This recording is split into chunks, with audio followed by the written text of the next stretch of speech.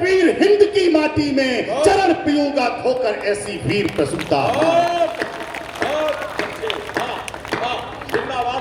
जिसने बोए, इसका बेस खत्म कर दो भैया, बिल्कुल हटा दो बेस, बिल्कुल खत्म कर दो। जिसने बोए शेखर भगत से वीर हिंद की माटी में चरण पीऊंगा धोकर ऐसी वीर प्रसूता माओ के। कभी लेखनी नहीं लिखेगी चाटुकारिता की भाषा। इन बड़े लोगों के सानिध्य में बैठता हूं तो कुछ अच्छा लिखने की कोशिश करता हूं। आप लोग भी जब अपने गुरुओं के सानिध्य में बैठकर पढ़ाई करते होंगे तो निश्चित रूप से वो संस्कार निकल कर आते होंगे। मैं पंक्तियां आप तक पहुंचाता हूं।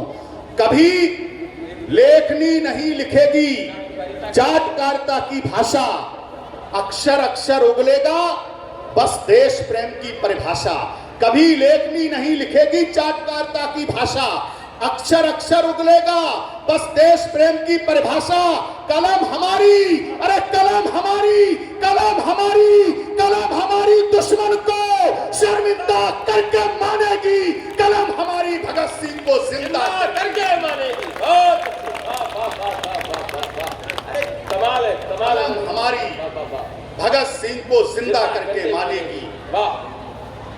गीत सदा ही गाऊंगा मैं वीरों की परिपाटी के, जिंदाबाद। गीत सदा ही गाऊंगा मैं वीरों की परिपाटी के, शेरों की अमर शहादत के और भारत की माटी के। कलम हमारी जब लिखेगी बस शराब उठाएगी, कविता जब जब बोलेगी तो इनकलाब ले आएगी। बहुत अच्छा, बहुत। ये नौजवान पीढ़ी बैठी है, निश्चित रूप से कहीं ना कहीं नौजवान पीढ़ी पर आरोप जरूर लगते हैं।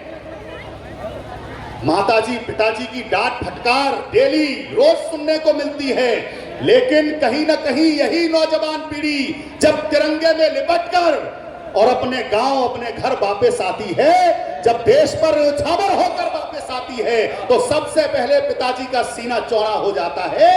आज मेरा बेटा मेरा लाल देश पर बलिहार होकर लौटा है। तो यही नौजवान पीढ़ी, फिर पंक्तियां आप तक पहुंचाता हूं। दुश्मनों के सीने पर टापों के निशान लिख देगी। जीना अपने आप को बच्चों, दुश्मनों के सीने पर टापों के निशान लिख देगी।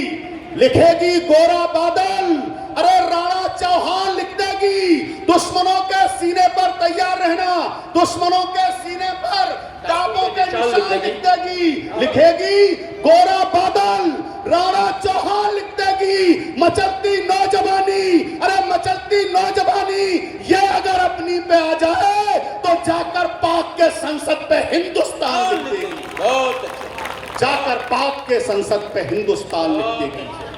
एक हिंदुस्तान लिखने का काम हुआ 14 फरवरी को। 14 फरवरी आने वाली है, जिसको आप सब लोग वैलेंटाइन डे बोलते हैं, हम उसको शहीद दिवस बोलते हैं। 14 फरवरी का दिन पुलवामा का हमला हुआ। हमारे निर्दोष नौजवान सोते हुए कहीं ना कहीं अपने प्रियजनों की याद में सोते हुए जा रहे थे।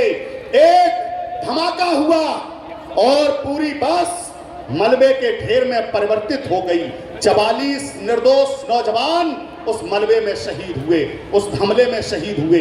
हमारी मैनपुरी जनपद में एक कस्बा बरनहाल पड़ता है साहब, सद्देसर, उसमें भी एक राम वकील यादव जी शहीद हुए, सीआरपीएफ में तैनात थे। उनका जब पार्थिव शरीर आया, मुझे उनका पार्थिव शरीर देखने का सौभाग्य मिला। मैं बिल्कुल सत्य घटना आपके बीच में रख रहा हूं साहब, बिल्कुल सत्य सुनना। जिस किसी के घर में भी निश्चित रूप से फौजी कहीं ना कहीं होंगे, जीना उस व्यक्तित्व को। बिल्कुल सत्य घटना आपके बीच में पढ़ रहा हूं, रख रहा हूं। उनका पार्थिव शरीर आया, उनके पार्थिव शरीर को देखने का मुझे सौभाग्य प्राप्त हुआ। हजारों की भीड़ को चीरता हुआ जब मैं उनकी तरफ गया, पेटी में रखा हुआ उनका पार्थिव शरीर, पेटी खोली गई, तिरंगा हटाया गया। सब लोग लायल थे कि 7-6 फीट के राम वकील जी जब सेना में गए थे, आज देश पर बलिहार होकर लौटे हैं, कैसे दिखते होंगे। पेटी खोली गई, तिरंगा हटाया गया और देखकर द्रवित हो गई आंखें वो दृश्य। 6 फीट के राम वकील जी 150-200 ग्राम मांस के लोथड़े में लौटे।